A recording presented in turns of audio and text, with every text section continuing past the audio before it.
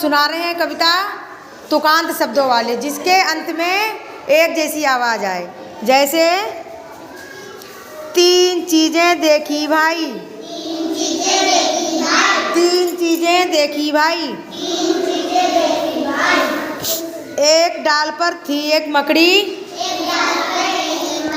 एक डाल पर थी एक मकड़ी,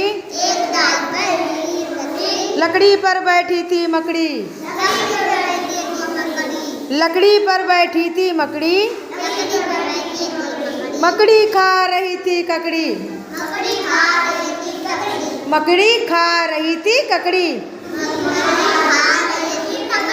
तीन चीजें देखी भाई, तीन चीजें देखी भाई,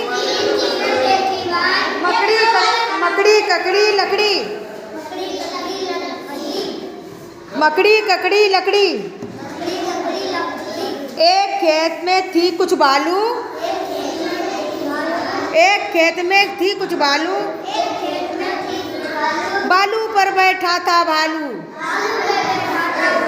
बालू पर बैठा था भालू, भालू खा रहा था आलू, भालू खा रहा था आलू।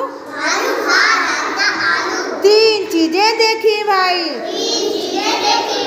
ककड़ी मकड़ी लकड़ी। इसमें देखो तीन शब्द एक जैसे आए हैं, लकड़ी ककड़ी मकड़ी। इन्हीं को क्या कहते हैं? तुकांत शब्द। क्या कहते हैं? तुकांत शब्द, जिसके शब्द के अंत में एक जैसी आवाज आए।